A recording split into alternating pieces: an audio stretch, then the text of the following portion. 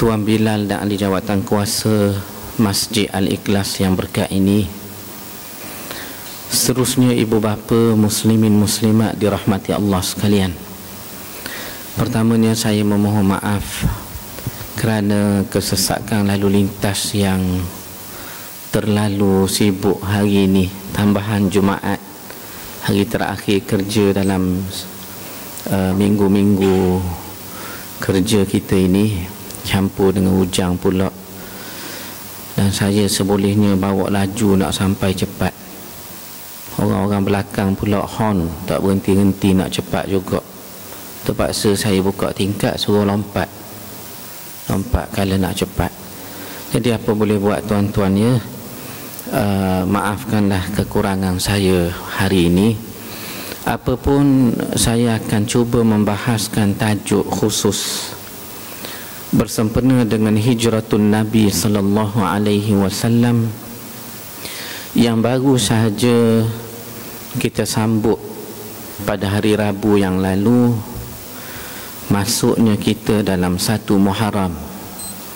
Dan sebagaimana yang telah kita maklum, di negara kita, di Nusantara khususnya, setiap kali tibanya awal Muharram, masjid baik, surau baik, TV, radio akan ceramah tentang hijrah tak putus-putus. Kadang perumahan kawasan kita jemput ustaz ceramah di surau ma'al hijrah, atau kita sendiri dijemput untuk berceramah tajuk ma'al hijrah seperti malam ini. Soalnya tuan-tuan, pertamanya kita dah sedia maklum, bulan Muharram ini bukannya bulan Nabi kita berhijrah ke Madinatul Munawwarah. Ini kita dah sedia maklum. Bahkan bulan Muharram tidak ada kaitan dengan hijrah. Walaupun di sana para ulama sirah membahaskan 4 bulan sebelum berlakunya hijrah, betul Saidina Abu Bakar selalu berulang tuju kepada Nabi ajak hijrah. Katanya, ya Rasulullah, kita tinggallah Mekah ni sebab orang Mekah sudah tidak mahu lagi kepada Islam. Riwayat kata 4 bulan sebelum hijrah selalulah Abu Bakar datang mengulangi Rasulullah, mengajak supaya tinggalkan kota Makkatul Mukarramah. Lalu bilakah sebenarnya Nabi kita berhijrah? Kalau nak dibahaskan Nabi tinggalkan rumah, keluar dari rumah baginda menuju ke Gua Saur, tepatnya ia berlaku pada 27 Safar malamnya. Mana 27 Safar malam itulah Nabi keluar daripada rumahnya menuju ke Gua Saur. Tetapi yang betul-betul Nabi tinggalkan Makkah, tuju ke Madinah, 8 hari 8 malam Nabi berjalan sehingga sampai ke Quba, mendiami Quba 4 hari 4 malam, khilaf di kalangan ulama sirah. Akhirnya cukup 12 Rabiul Awal selepas solat Jumaat, setengah kata selepas solat Zuhur, baru Nabi masuk ke perkampungan Bani An-Najjar, iaitulah Madinatul Munawwarah, yang betul-betulnya disepakati ulama sirah ialah 1 Rabiul Awal. Mana bulan kelahiran Nabi juga. 1 Rabiul Awal harinya Isnin malam Nabi tinggalkan Mekah. Dan jangan sekali-kali kita sangka Nabi orang pertama berhijrah. Tidak. Kita sedia maklum kesepakatan ahli sirah bila menyebut riwayat tentang hijratun Nabi ini. Mereka menyatakan bahawa setahun sebelum Nabi berhijrah, umat Islam di Mekah sudah tidak ada. Maknanya semua umat Islam telah hijrah ke Madinah setahun mendahului Nabi. melainkan Nabi dan keluarganya, Abu Bakar dan keluarganya, Sayyidina Ali dan keluarganya, serta beberapa orang Islam yang ditahan dan juga tidak mampu berhijrah. Ada pun sahabat yang lain seperti Umar radhiyallahu anhu, seperti menantu Nabi Sayyidina Uthman bin Affan dan lainnya, telah mendahului hijrah ke Yathrib atau nama barunya selepas itu Madinatul Munawwarah, setahun mendahului Nabi. Dan kalau kita buka kitab-kitab sirah tuan, sama ada klasik atau moden, yang mana para ulama bila dia sebut cerita tentang sirah, tentang hijrah khususnya, mereka tidak akan meninggalkan kisah bagaimana 3 orang sahabat yang utama terlibat di dalam peristiwa hijrah ini kerana pengorbanannya terlalu besar. Pertama, Abu Salamah.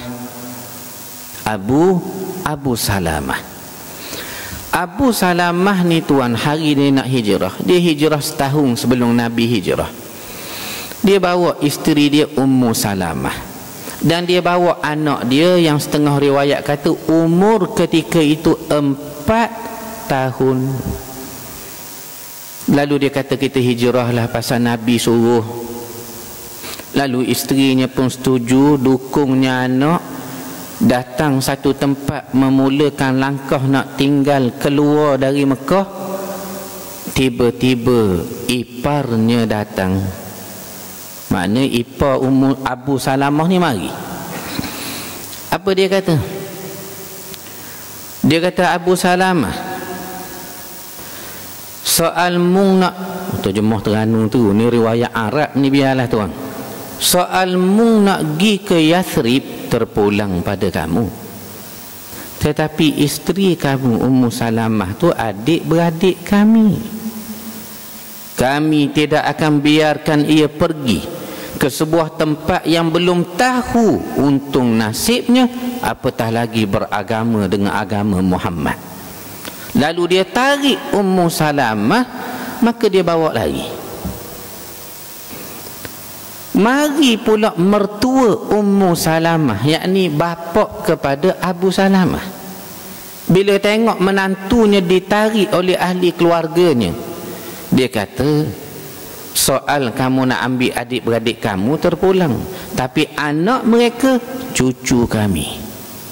Aku tidak akan biarkan cucu aku duduk dengan ibunya kerana kamu telah pisahkan dengan ayahnya anak kami. Maka berlaku berebut, tarik menarik, terhasil mereka buat lari anak Ummu dan Abu Salamah. Lalu jadilah Abu Salamah seorang, Ummu Salamah pun seorang, dan anak mereka pun seorang. Tapi apa berlaku tuan? Kerana keimanan terhadap hijrah ni besar, keyakinan terhadap perintah Allah dan Rasul itu besar dalam jiwa Abu Salamah, maka ia tetap berhijrah ke Madinatul Munawwarah, meninggalkan anaknya yang berumur 4 tahun mengikut satu riwayat, dan isterinya yang dipisahkan dari mereka Ummu Salamah itu sejauh 500 km dengan berjalan kaki. Satu tuan, Abu Salamah. Kedua, Ayyash bin Abi Rabi'ah serta Hisham bin Wail bin Al-As. Hisham ni adik tiri kepada Abu Jahal. Maaf saya, Ayyash bin Abi Rabi'ah adik tiri kepada Abu Jahal. Dia ni satu mak, lain-lain ayah. Tapi mereka ni takut nak pergi hijrah, sehingga mereka dengar Umar datang di sekitar Baitullah, berjumpa dengan pimpinan-pimpinan kafir Quraisy. Lalu dia kata, wahai pimpinan Quraisy, betulkah aku ini nama Umar? Umar tanya, aku ni nama Umar ke tak? Maka orang Quraisy heran bila Umar tanya. Mereka jawab, ya, kamu memang Umar. Dia tanya lagi, betulkah aku ini anak Al-Khattab? Lalu orang Quraisy heran, tapi mereka jawab, betul, kamu anak Al-Khattab. Benarkah aku ini jenisnya orang kalau aku nak buat, aku buat, tidak ada orang boleh larang? Maka jawab mereka, betul. Kalau begitu, wahai pimpinan kafir Quraisy, dengarlah baik-baik.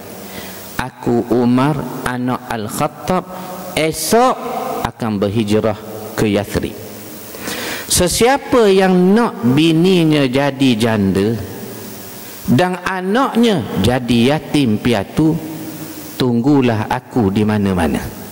Bila orang kafir dengar naik takut, Iyash bin Abi Rabi'ah dan Hisham bin Wail Al-As, dia kata, marilah kita tumpang Umar. Lalu Umar setuju dengan janjinya, besok kita bertemu di satu tempat.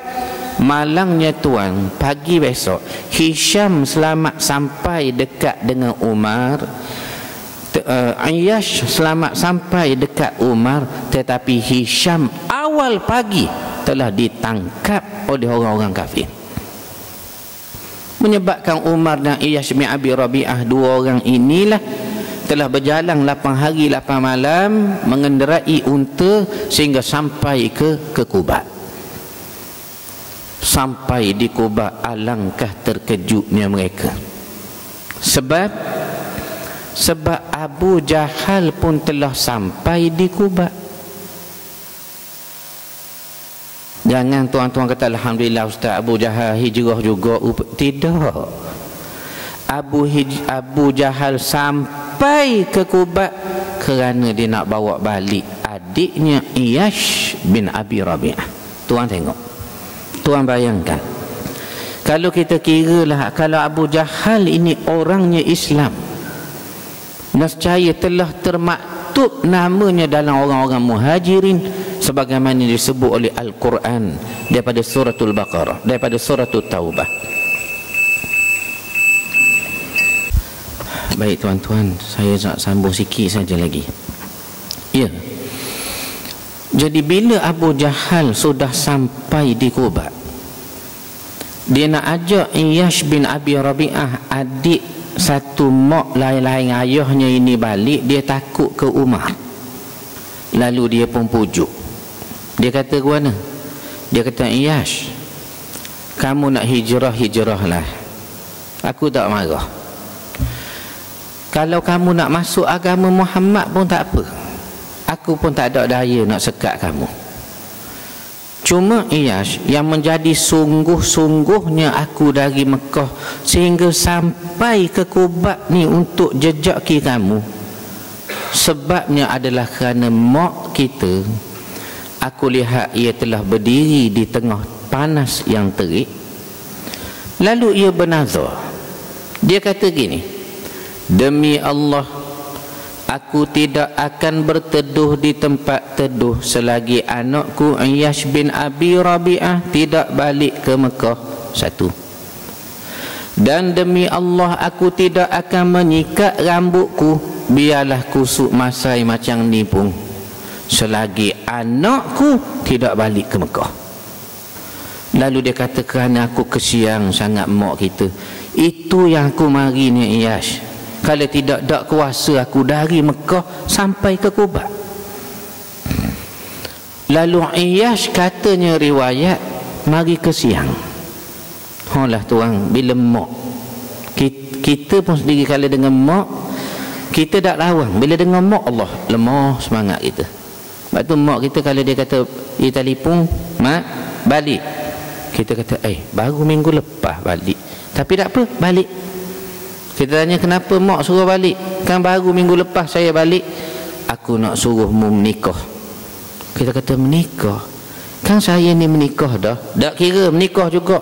Terpaksalah kita menikah seorang lagi. Sebab mak kita suruh, kita tidak lawan. Itu yang saya nak beri tuan faham. Iyash ni kalau dengan mak dia, lemah dia. Lalu dia kata, Umar, mak aku ni tak sihat, berjemur tengah panas, tak nak mandi, tak nak sikat rambut selagi aku dah balik ke Mekah. Aku nak balik, kata Iyash. Lalu Umar kata, Iyash, Abu Jahal ni abang kamu, tentu kamu lebih kenal sifat dia. Aku ni orang luar, tetapi kalau kamu tanya aku sebagai orang luar, siapakah Abu Jahal, maka aku katakan ia bapa penipu besar di Mekah. Maknamu sepatut lebih kenal pasal abangmu. Tapi kalau mu tanya aku orang luar ni, aku kenal dia penipu besar. Maka kata Iyash, betul. Tetapi apa jadi kalau kali ini betul-betul mak aku tak sihat?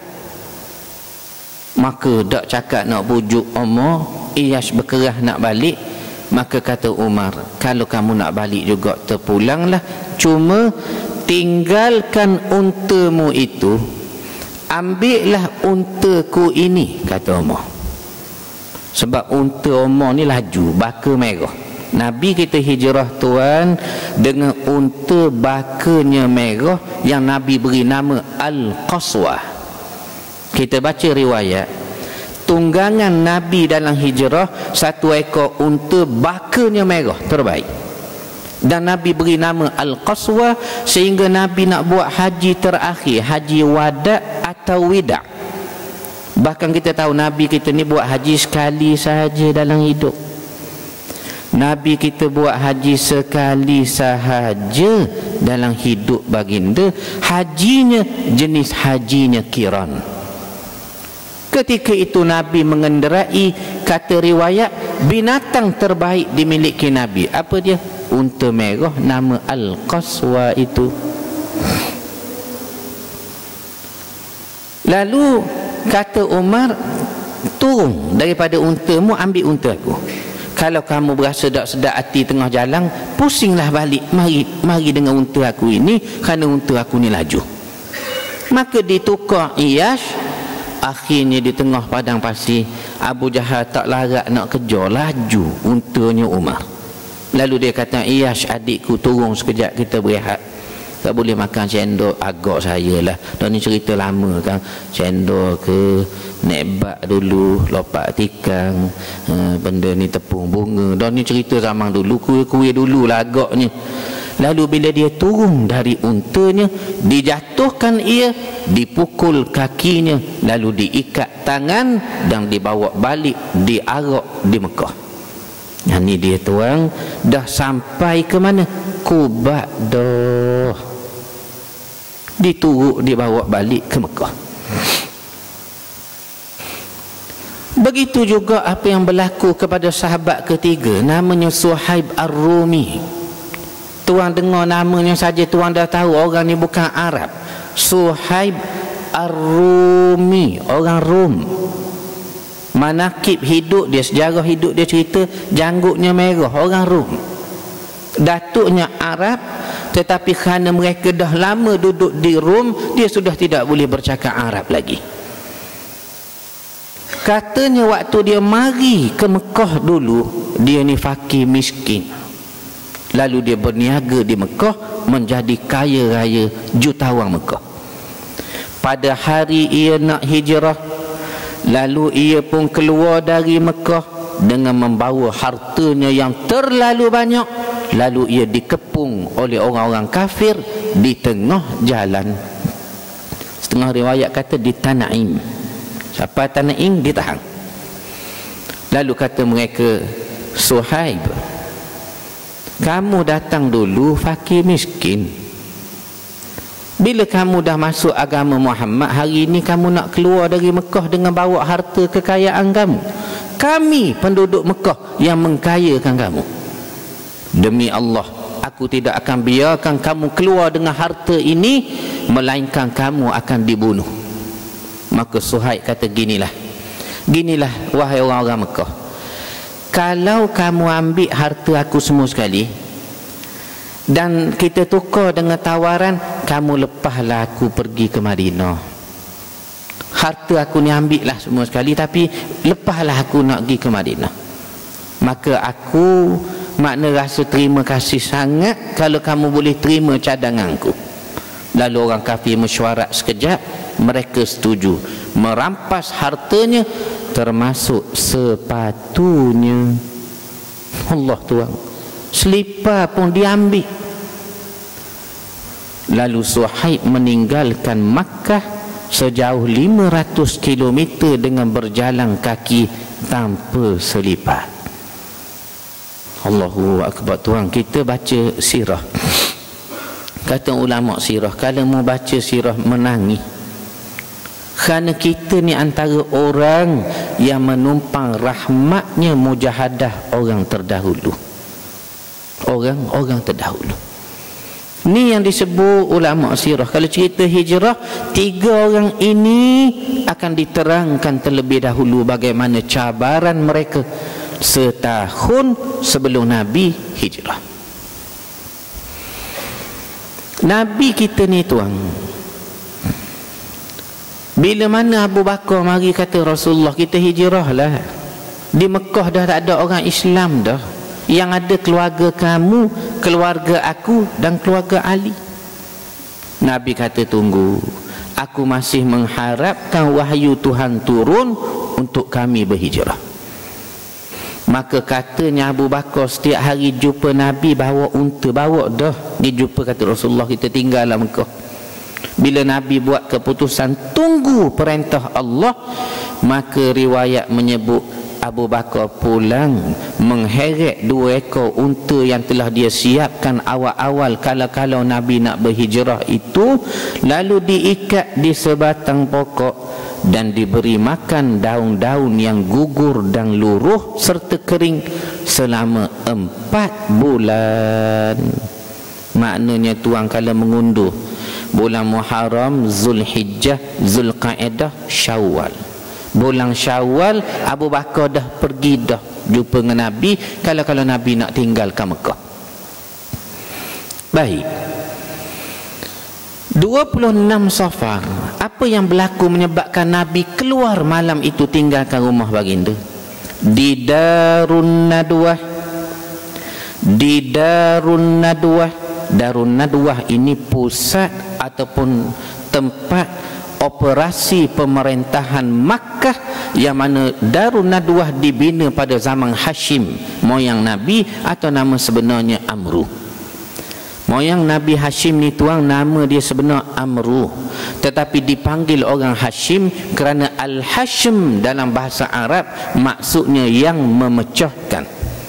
Jadi orang dulu sampai ke sekarang, Raja Saudi pun dia panggil Khadimus Syarifain Haramaini Syarifain, yakni khadam kepada 2 tanah haram.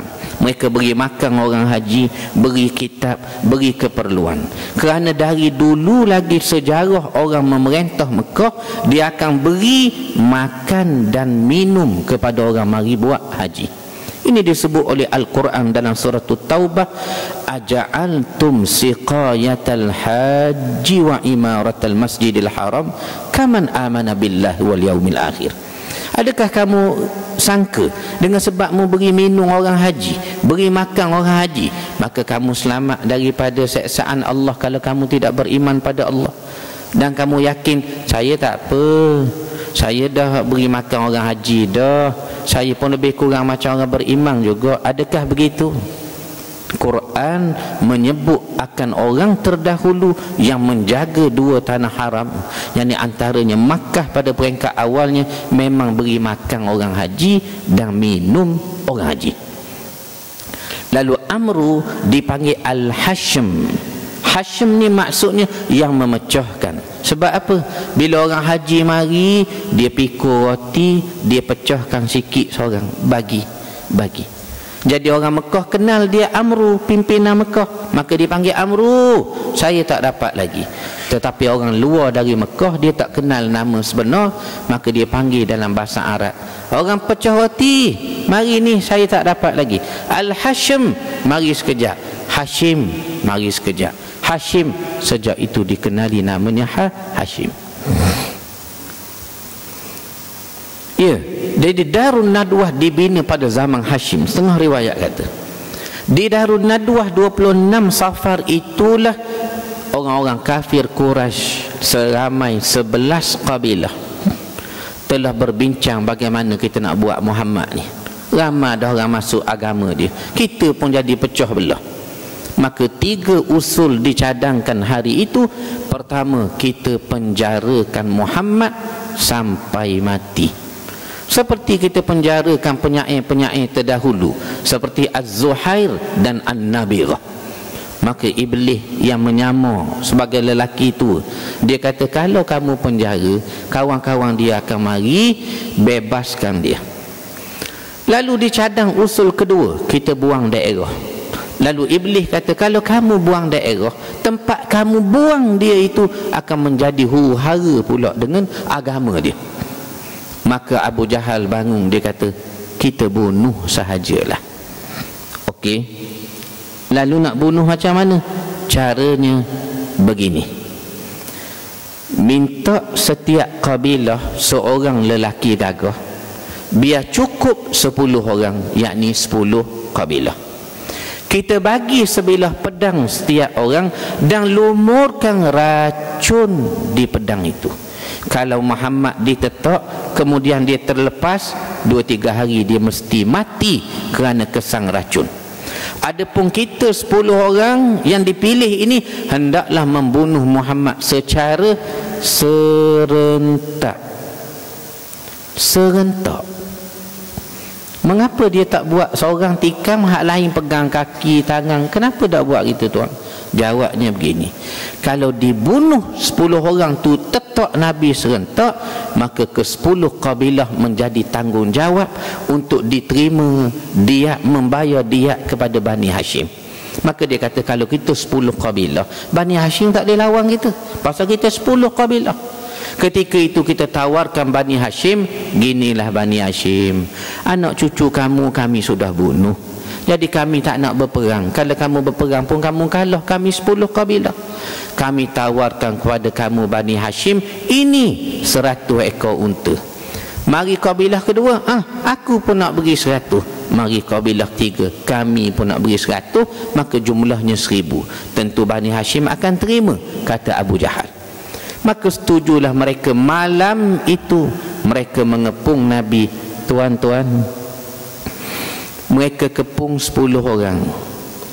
Jarak seorang dengan seorang yang lain, tuan tahu jarak dia mana? Sini ke tiang tu lebih kurang. Lebih kurang sini ke tiang tu. Tuan cuba tuan buat bayangan sekejap. Kalau sini seorang, situ seorang, sudah 2. Jarak yang sama 3, 4, 10. Tuan boleh bayangkan rumah Nabi di Makkah luasnya berapa? Tetapi disebut ulama bila Nabi hijrah Madinah, luasnya rumah Nabi, bukan bilik, rumah Nabi ialah 5 kali 3 meter. Saya ulang, 5 kali 3 meter. Cuba tuan buatlah hangga orang agaknya 5 kali 3 besar mana. Itulah rumah Nabi. Sebab itu bila Nabi baring, kepalanya menyentuh dinding, kakinya pun menyentuh dinding. Sebab itu bila Nabi wafat, sahabat tak tahu nak tanam kat mana. Lalu Abu Bakar kata, aku teringat Rasulullah sebut gini, kami para Nabi tidak ditanam melainkan di tempat kami wafat. Lalu bila Nabi wafat, di atas dada, antara dada dan perut Aisyah, dalam bilik mereka. Lalu sini kata jenazah Nabi diangkat, di tempat Nabi terbaring terakhir itu digali, maka ditanam.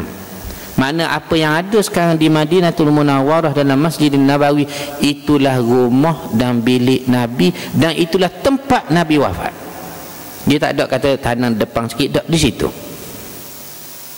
Luahnya tuan boleh bayang 10 orang keliling rumah Nabi itu di Makkah, apatah lagi di Madinah. Dan katanya mereka nak tangkap Nabi malam. Masuk maghrib mereka dah datang, malam nanti mereka nak serbu. Sementara menunggu tengah malam, apa yang mereka buat? kata ahlu sirah, mereka cerita benda-benda kelakar, tak boleh ngatuk mata cerita benda kelakar, sehingga disebut dalam riwayat bergolek-goleklah Abu Jahal ke tanah kerana suka hati sangat malam itu, malang nak serbu Nabi. Tetapi kayanya Tuhan Nabi terlepas. Bahkan sebab yang kita baca, antaranya Nabi membaca ayat daripada surah Yasin itu, waja'alna min baini aidihim saddan, yang tuan-tuan apa baca kalau nak keluar malam takut bini nampak tu, waja'alna min, maknanya itulah yang disebut dalam riwayat. Nabi baca dan terlepas. Kemudian Nabi berjalan 5 kilometer menuju ke Gua Thaur. Tuan, sekarang saya nak tunjukkan kepada tuan bagaimana cara Nabi berjalan dari rumah menuju ke Gua Thaur. Nabi kita berjalan gini.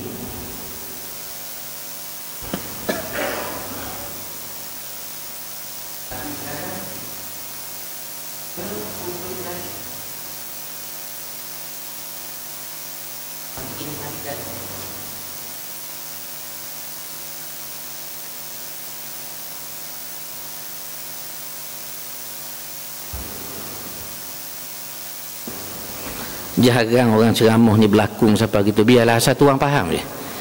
Tuan, saya tunjukkan kepada tuan tadi cara Nabi berjalan keluar dari rumah menuju ke Gua Thaur 5 kilometer dengan hujung jari. Tuan tanya saya, mengapa Ustaz Nabi jalan begitu? Sebab Nabi tidak mahu tapak kakinya dikesan oleh Arab. Tuan tanya lagi saya, takkanlah tapak kaki di padang pasir orang Arab tengok boleh tahu siapa punya. Contohnya Ustaz di masjid kami ni, bukan kata ramai sangat di masjid surah kita ke, kadang 2-3 orang, Tok Imam, Tok Siok, Tok Bila contohnya, 3 orang je tuan. Kita nampak tapak kaki di hak basah ambil semayang di tangga, tuan tahu siapa punya? Padahal 3 orang saja tuan kata tak tahu. Macam kita ni boleh jadi kita tak tahu lah pasal masjid kita ni ramai. Saya jangka ke malam ni 12,000 orang ni siapa ke belakang sana. Boleh jadilah masjid kita tidak tahu kerana ramai. Tetapi tuan, Nabi berjalan dengan hujungnya jari baginda sebab untuk mengelakkan tapak kaki dikesan oleh Arab Badui. Kita belajar dalam sirah klasik, ada satu kelompok Arab Badui yang dikenal dalam sejarah sirah. Mereka ini digelar sebagai Ahlul Qiyafah. Ahlul Qiyafah. Ahlul Qiyafah ni tuan, dia punya kemahiran Allah Ta'ala beri. Dia tengok tapak kaki di padang pasir, dia tahu siapakah yang punya.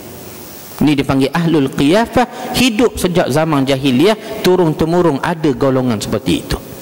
Sebab itu kata guru kita, antara ilmu yang mudah hilang daripada dunia selain daripada faraid, itulah ilmu qiyafah, mengesang tapak kaki di padang pasir.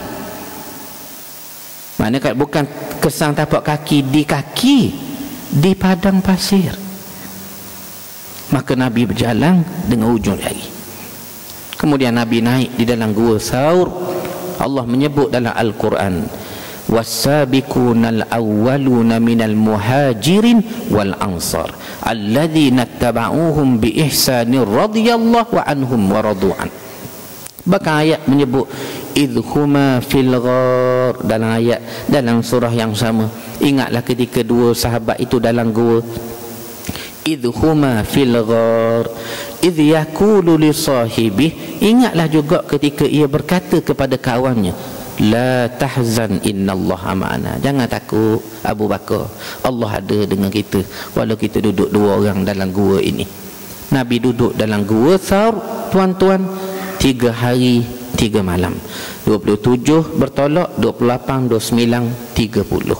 Jadi 1 Rabiul Awal Isnin malam baru Nabi meninggalkan kota Makkah. Selama 8 hari 8 malam Nabi berjalan. 4 perkara besar Nabi bertemu dalam hijrahnya sepanjang 4 hari 4 malam. 8 Rabiul Awal juga hari Isnin Nabi tiba di Quba. Khilaf di kalangan ulama berapa lama Nabi duduk di Quba. Kebanyakannya memilih selama 4 hari 4 malam. 8 capur 4 12. 8 Rabiul Awal hari Isnin capur 4 Selasa, Rabu, Khamis, Jumaat. 12 Rabiul Awal hari Jumaat Nabi masuk ke perkampungan Bani An-Najjar di Madinatul Munawwarah, disambut ahli keluarga Nabi.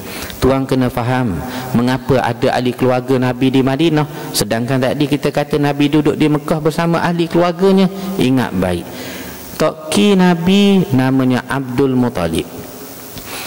Abdul Muttalib ayahnya Hashim, Muhammad bin Abdullah bin Abdul Muttalib bin Hashim bin Abdul Manaf sampai Qusay, Kilab, Murrah sebagainya. Jadi moyang Nabi Hashim orang Mekah. Isterinya nama Salma orang Madinah. Ialah melahirkan Abdul Muttalib. Lalu moyang Nabi sebelah lelaki di Mekah, moyangnya sebelah perempuan Salma, mak kepada datuknya Abdul Muttalib orang Madinah. Dan bakinya tuan-tuan akan dengar lagi sirah dan sejarah ini. Mungkin sepanjang Muharram ini tak putus-putus orang akan bercerita tentang ma'al hijrah. Anggaplah ini muqaddimah sahaja. Aku qauli hadza wa astaghfirullahal azim li wa lakum. Wassalamualaikum warahmatullahi wabarakatuh. Saya ada bawa beberapa penulisan saya, antaranya hijrah Nabi yang kita tulis dan ringkaskan daripada kitab Sirah Ar-Rahiqul Maktum yang dianggap oleh ulama masa kini sebagai sirah paling lengkap di dunia. Ditulis oleh seorang ulama besar India, Al-Allamah Safiyur Rahman Al-Mubarakafuri, dikatakan berketurunan Ansar, wafat di tanah haram Madinatul Munawwarah pada tahun 2005 yang lalu. Karyanya ini ditulis pada tahun 1979. Dipilih sebagai pemenang sayembara penulisan kitab sirah sedunia yang dianjurkan oleh Majma' Rabitah Alami Islami. Maka kami ringkaskan dari karya itu, maka terhasil satu bacaan ringan hijrah Nabi sallallahu alaihi wasallam. Wallahu taala a'lam.